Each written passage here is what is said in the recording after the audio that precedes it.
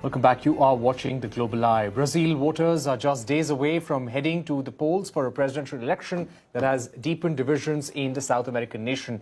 The upcoming elections have been shrouded by an unprecedented climate of tension and violence. Right-wing incumbent Jair Bolsonaro is going up against his left-wing rival, former President Luiz Inácio Lula da Silva. Opinion polls have shown Bolsonaro lagging behind the former president. However, Bolsonaro has suggested that he may reject the results if he loses, and has also been making allegations that Brazil's voting systems were vulnerable to widespread fraud for months. Meanwhile, the U.S. Senate just recently passed a resolution backing a free election in Brazil and denouncing efforts to incite political violence and undermine the electoral process. Several other candidates are also seeking the presidency.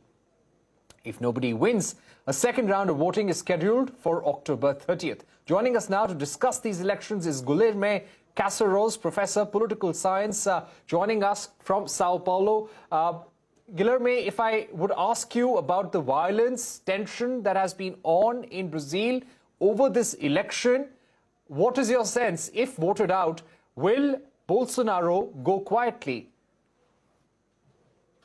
Oh, thank you for having me. Bolsonaro will most definitely not go quietly, and that's what really concerns most Brazilians right now. He has repeatedly stated that he's not going to accept the election's results. He has summoned his supporters to take the streets in case Lula wins, because he refuses to accept the idea that Lula might win over him in these elections, since Lula is seen as a corrupt on his side by his supporters.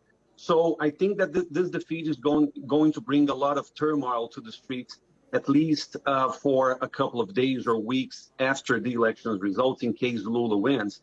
And of course, we have to also consider that Bolsonaro is backed by both the security forces, the state-based security forces, and by the military. We don't know exactly how many military officials are totally loyal to Bolsonaro's authoritarian project or scheme, but this is also a matter of concern. We have citizens in Brazil who are armed as of now. Right. Brazil was a country with no much access to guns, and now, since 2018 until today, more than 700,000 Brazilians have had access to guns. So this is also another matter of concern in this very violent context that we are in.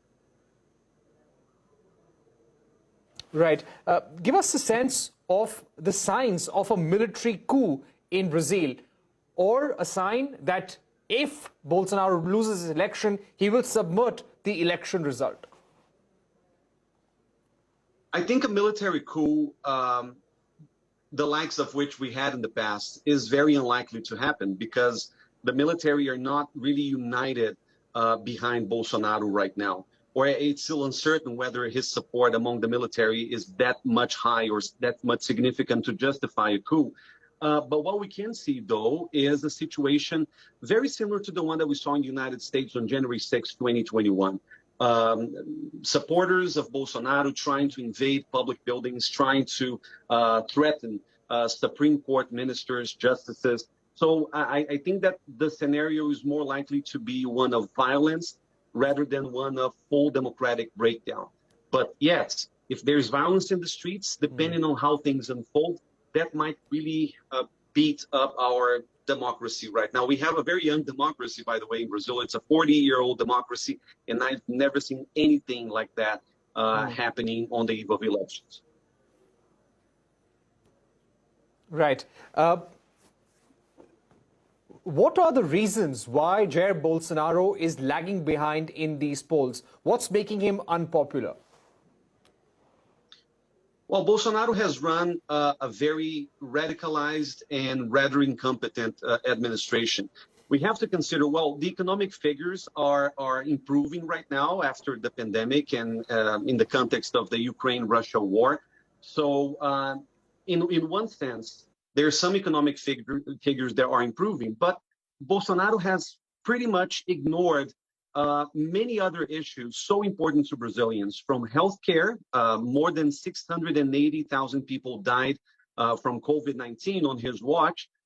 Education, public security, some other figures in other areas of public policy have not improved consistently. Not to mention the fact that when it comes to the situation of the economy, even though the figures are improving, we still have more than 30 million Brazilians suffering from poverty. So this is also something that we have to consider. So Bolsonaro has stagnated at some 35% of voting intentions in recent polls, while Lula, who can capture that effective memory from the past, Lula ran a very successful government until 2010.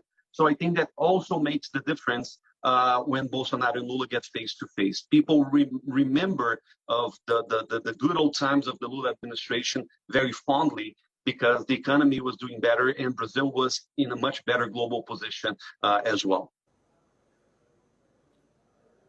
Right. And if Jair Bolsonaro, very quickly, we've run out of time, if Jair Bolsonaro continues to be in power by force, rejects the election result, EU, the US, they've already said that they may downgrade the relationship with Brazil. Is that a worry in the country at this juncture?